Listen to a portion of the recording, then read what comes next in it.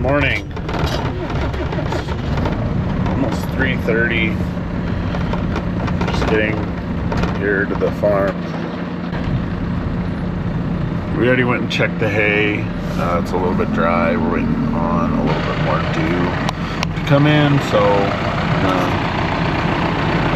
unfold the rake. Hard to see, but we'll get you guys set up and see how it looks.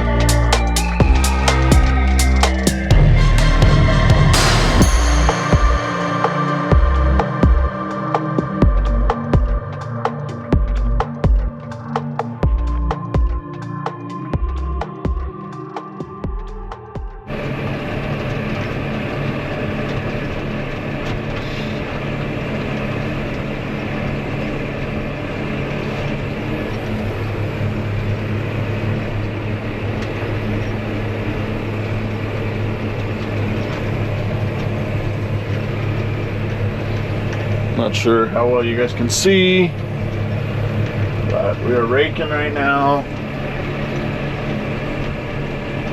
This is our first cutting alfalfa. It's May 27th.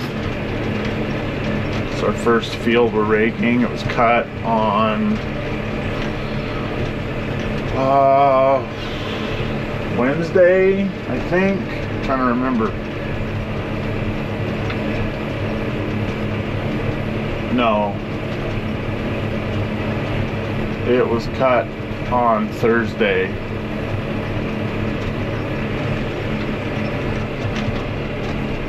So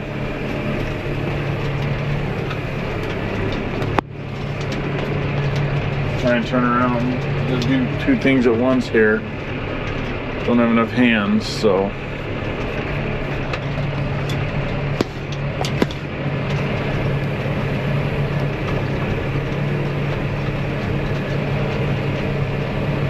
anyway, it's 3:54 in the morning. We've been going for about 5-10 minutes here. As you can see, the rotary rake, it makes a really nice, fluffy windrow, nice and tall, lots of airflow through there. Just helps dry down what little bit of moisture might be left behind underneath the windrow before we turn it. So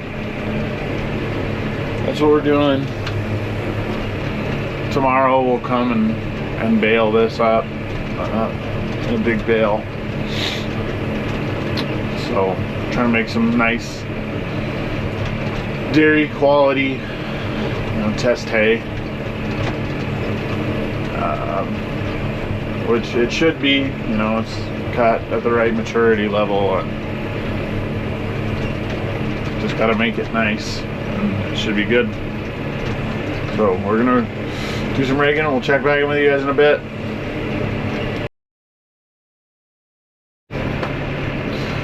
So we raked everything, up and down, back and forth, the straight runs. Now we're just running our outside rounds. So We just cut 3 outside rounds and we swathed. We have a 16-foot header. We cut it about 15 feet though. We find that 3 is enough room for us to turn around, and you know, the more outside rounds you cut, the more hay you run over when you swath the rest of it. And so 2 isn't quite wide enough, and 4 is a little bit too much, and so that's part of why we really like this rake, because we're able to combine 3 into 1 pretty quickly without having to make a bunch of trips around and around and around. And it does a good job, prevents the crop from roping up. You know, sometimes if you get a little bit too much dew moisture. We used to have a set of wheel rakes, but when you would rake something that had a little bit too much moisture, a little bit too much dew on it, sometimes that would kind of just fold over and kind of turn itself into a little bit of a rope, and it would seal up and the moisture wouldn't be able to escape once you raked it. So that was one of the reasons we switched to this style of rotary rake. And you know, the rotary rake it is a little rougher on the hay for sure, but it also does a better job of picking everything up. So I think it's kind of a catch-22, and you're not throwing dirt into the windrow for the most part with the rotary rake because the tines are off the ground, where the wheel rake, you know, it's ground driven. So that's why when we decided we needed to upgrade from a smaller, older rake, we went to this rotary rake instead of a bigger wheel rake. The other reason we went to a bigger rake in general, when we would rake heavy wheat hay or triticale hay, Sudan grass, we would it didn't have enough clearance for the crop on that older Coon speed rake. And so what would happen is it would just plug up, and then you would just be dragging the crop down the field. So we weren't even actually able to rake some of those crops, which you don't always need to, especially if it's that heavy, but sometimes it's nice to just turn it over if it gets rained on, or if it, for some reason, the ground's a little too wet, it's not drying out underneath. You know, just to have the ability to do that is important, and we didn't really have that ability before, so that's why we switched over, trying to navigate around some nice big washouts. We use flood irrigation. We have these huge washouts out at the end of the ditches because our soils are pretty light here, really sandy, and so they just don't have much. They don't have much soil structure. And we irrigate with a lot of water. You know, a big flow rate. So here at this particular field, we'll use about 22 cubic feet per second. I don't remember the math on that. I think that's about 500 gallons a minute, or 500 gallons a minute per cubic foot per second. So I'd have to look that up. Maybe my video editor can Google that and put that conversion up on the screen for you. But it's a lot of water. You know, everything's laser leveled, and when it's freshly laser leveled, we can irrigate, you know, about 40 acres in about five hours. Once you get the crop up and growing, you know, it does slow down, but you know, we're covering 40 acres in like 8 hours, and that's one irrigation maybe every 2 weeks or so. A little, sometimes shorter, sometimes longer. Depends on the time of year, depends on the crop, depends on the soil. But yeah, that's kind of where we are at. So, you know, a pivot probably goes around, depending on where you're set at, you know, it could be once a day, it could be every other day, but you're only putting on, you know, a 1/4 inch of water or 1/2 inch of water, whatever that may be, out of a pivot as it goes around, and they just run around all summer basically between, you know, cuttings and things like that. So we'll water maybe 2 irrigations per cutting, sometimes 3, and we're putting on about 4 to 5 inches of water per irrigation. So we try to kind of dry the soil back out, not to the point of